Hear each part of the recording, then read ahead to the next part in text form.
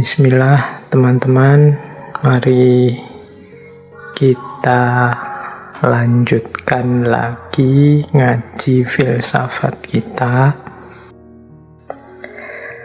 Baik, bismillah, kita mulai tema creative thinking atau berpikir kreatif.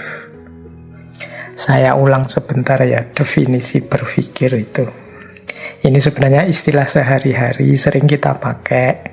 Bahkan kita sering nyindiri orang yang tidak mau mikir, tidak mau berpikir. Misalnya, mbok yo mikir dong. Atau diksi-diksi yang semacam itu. Itu menunjukkan bahwa orang itu kalau disebut tidak mikir, orang itu kalau disebut tidak bisa berpikir, itu sesuatu yang memalukan bagi dirinya. Makanya banyak orang nyindir orang yang dianggap tidak bisa berpikir. Semoga teman-teman yang ikut ngaji malam hari ini tidak termasuk orang-orang yang anti berpikir, tidak mau menggunakan akalnya, berpandangan sangat negatif terhadap penggunaan akal budi. Karena seperti apapun kita tidak mau menggunakan akal, sebenarnya secara alamiah kita pasti menggunakannya. Kalau kita sehat jasmani dan rohani, tidak mungkin orang itu hidup tanpa akalnya. Bahkan di ranah apapun, termasuk ranah agama. Dalam beragama pun kita juga dituntut untuk jernih, sehat cara berpikirnya. Meskipun nanti tentu saja standar berpikir jernih dan berpikir sehat itu kadang-kadang beda-beda. Nah, ini yang sering kemudian jadi perdebatan, sering jadi masalah. Tapi kita tidak ke situ dulu. Kita awali dulu pelan-pelan dari definisi berpikir. Apa sih berpikir itu? Berpikir itu adalah proses kognitif terorganisir bertujuan yang kita gunakan untuk memahami dunia kita. Nah, perhatikan 3 ciri tadi ya. Kognitif terorganisir bertujuan. Kognitif itu berarti ada proses-proses akal yang bekerja, rasio yang sedang aktif dan sadar. Jadi yang pertama dia proses akal, proses rasio, proses kognitif sadar yang memang sengaja kita jalankan, kita hidupkan. Kemudian yang kedua terorganisir. Terorganisir itu ada tertibnya, ada urutannya. Tadi saya melihat apa, kemudian saya pahami sebagai apa, kemudian saya simpulkan berarti apa. Nah, itu namanya kan terorganisir. Saya melihat orang yang dadanya sesak misalnya.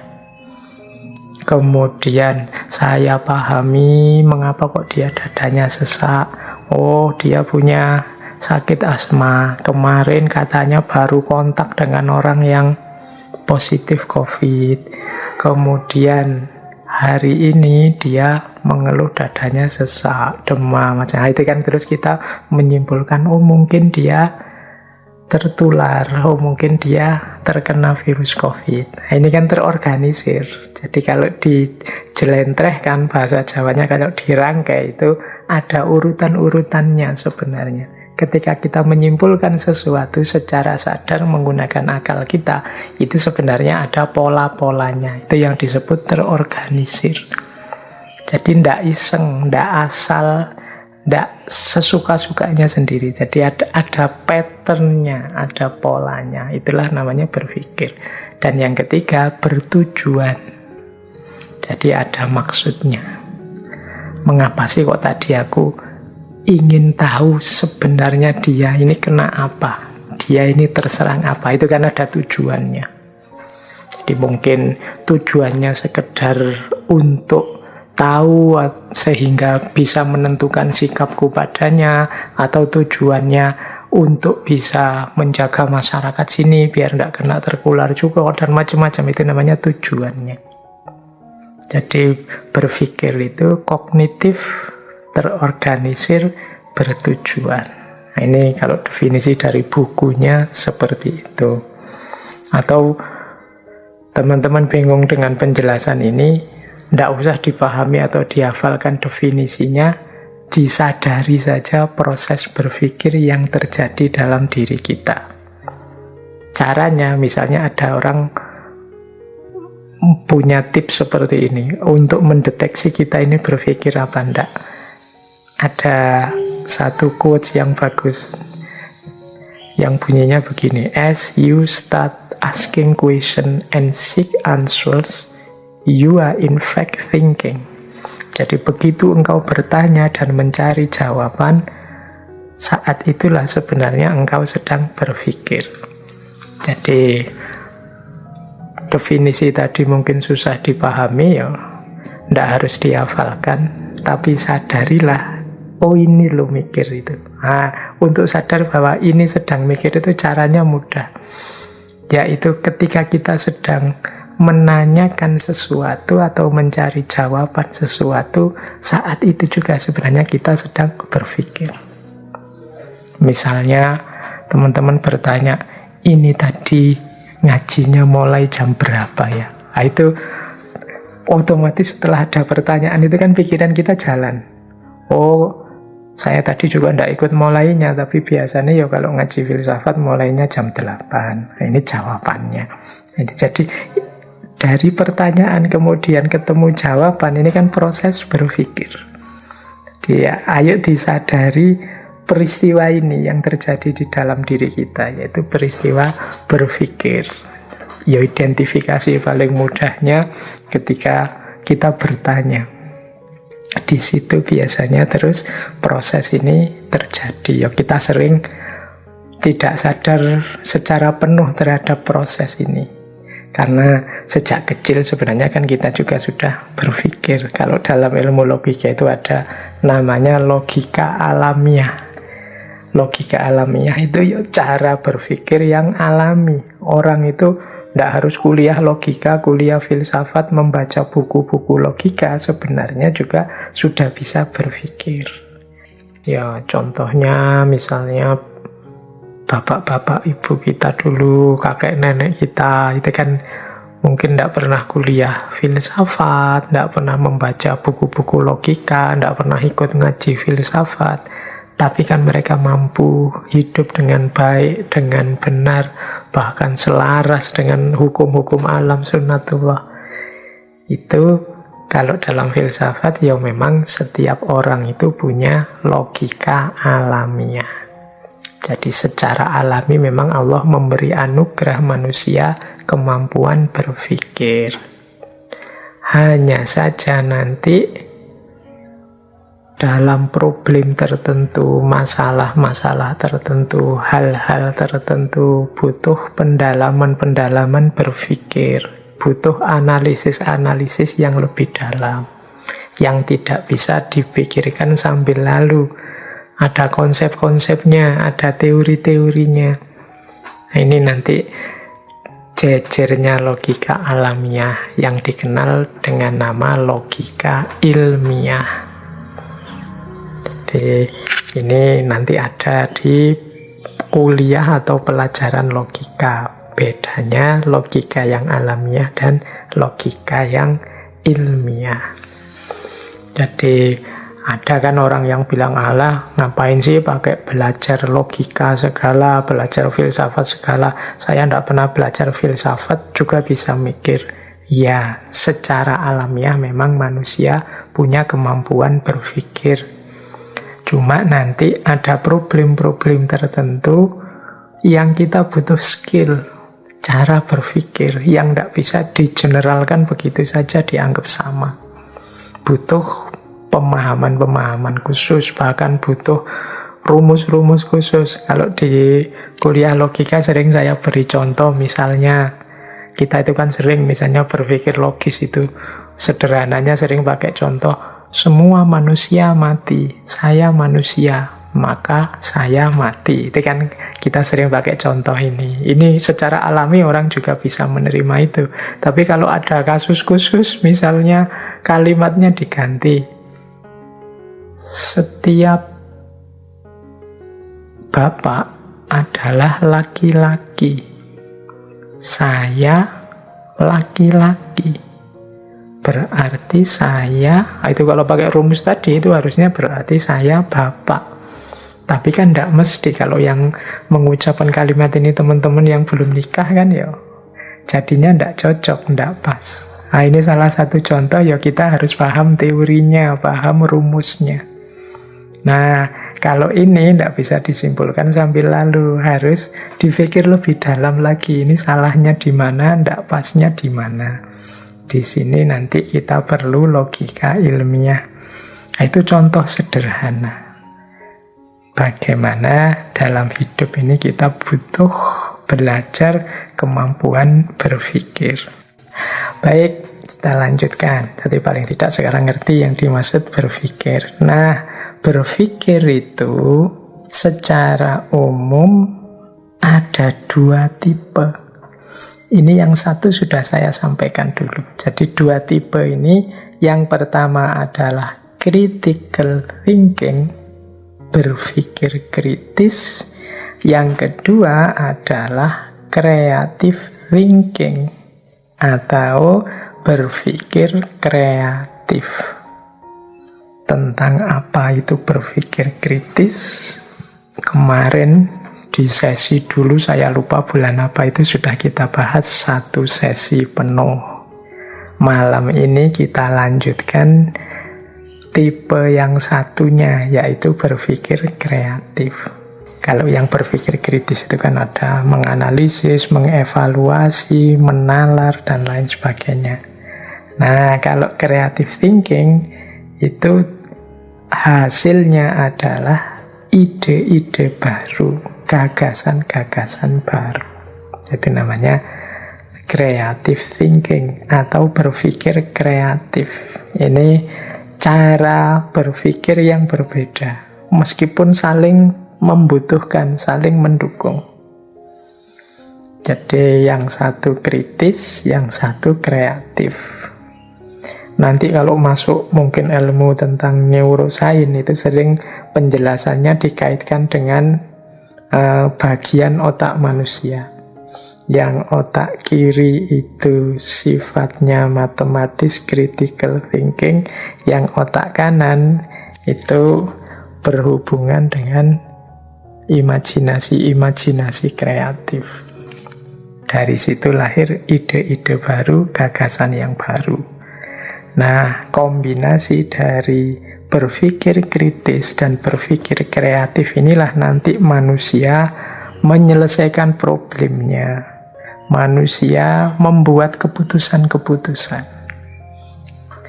Kalau orang hanya kritis saja tapi tidak kreatif, ya bagus. Dia hidup dengan tepat, dengan benar, tapi hidupnya tidak berkembang. Ya macet di situ-situ saja, muter di situ saja, tidak ada ide baru, tidak ada gagasan baru. Jadi kalau ada pertanyaan, Pak, Indonesia ini kok tidak maju-maju ya Pak, inovasi-inovasi sains, teknologi kok tidak berkembang, kita ini kok hanya konsumen saja ya Pak, hanya mengkonsumsi produk-produknya orang, gagasan-gagasan, ide-idenya orang. Nah, itu mungkin salah satu jawabannya adalah banyak di antara kita yang kurang kemampuan berpikir kreatifnya. Yang kritis mungkin sudah banyak. Yang kritis itu kan kelihatan lah kalau teman-teman nonton podcast, medsos, orang diskusi, orang menganalisis ini, menganalisis itu kita banyak sekali ahlinya, komentator ini, komentator itu di mana-mana ada. Mungkin kita yang agak kurang adalah para ahli yang kuat dalam hal berpikir kreatif, menghasilkan ide-ide baru, gagasan-gagasan baru, tawaran-tawaran yang baru. Yo kalau ndak ada yang baru kan kita ndak berkembang, kita mandek di situ saja. Jadi kalau ingin progres, ingin maju, antara lain kita harus mengasah kemampuan berpikir kreatif kita. Nah, yo meskipun kemampuan berpikir kritisnya jangan ditinggal. Kreatif tanpa kritis nanti ngawur. Kritis tapi tidak kreatif, ya jalan di tempat. Kita tidak berkembang, tidak maju-maju. Dua kutub ini penting. Oleh Allah difasilitasi dengan otak kiri dan otak kanan. Yang punya kapasitas yang berbeda, keahlian yang berbeda. Ini yang berarti di antara bentuk syukur kita terhadap anugerah Allah itu, ya mari kita optimalkan dua-duanya, critical thinking dan creative thinking. Ada yang mengilustrasikan dua kemampuan kritis dan kreatif ini seperti kalau kita naik, kalau bahasa Jawa ini naik getek atau naik perahu kecil, itu yang kita jalankan dengan dayung yang punya dua pedal, punya dua sisi. Sisi yang satu itu berpikir kritis, sisi yang satu berpikir kreatif. Ini dua-duanya harus hidup. Jangan hanya satu. Kalau hidup hanya satu, ya perahumu, gedekmu tidak akan maju pesat, tidak akan cepat jalannya. Mungkin malah terombang-ambing. Dua-duanya harus imbang sehingga mengarahkannya jadi mudah. Nah, jadi ini berarti berpikir itu penting, eksistensial, dengan dua tipenya, yaitu critical thinking dan creative thinking. Ini harusnya saya mulai menjelaskan tentang critical thinking. Tapi critical thinking sudah kita jelaskan, berarti malam hari ini kita tinggal menjelaskan yang creative thinking. Baik, kita lanjutkan. Oke, kita awali dari pembahasan tentang kreatif atau kreativitas. Dalam bahasa Indonesia, kreativitas ini sering didefinisikan sebagai daya cipta. Daya cipta itu satu proses mental yang membuat lahirnya gagasan-gagasan baru atau pemecahan-pemecahan baru, atau menemukan peluang-peluang baru, kemungkinan-kemungkinan yang baru. Ini kalau dalam bahasa Indonesia ini disebut daya cipta, kemampuan mengkreasi, mengcreate.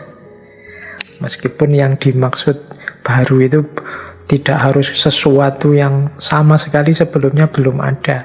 Bisa juga dalam bentuk kombinasi-kombinasi, bisa dalam bentuk merangkai yang sudah ada, yang sebelumnya dikenal sehingga jadi sesuatu yang baru.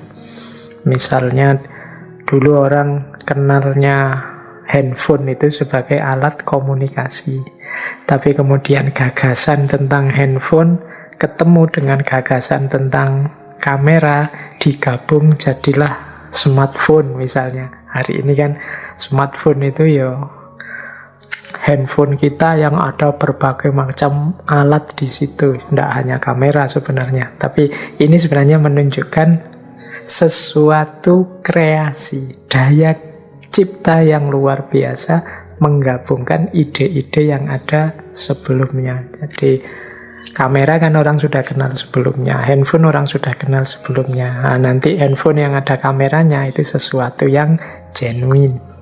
Nah, ini namanya kreativitas. Peradaban manusia itu berkembang, maju, progres karena kuncinya adalah daya kreasi atau daya cipta atau kreativitas ini.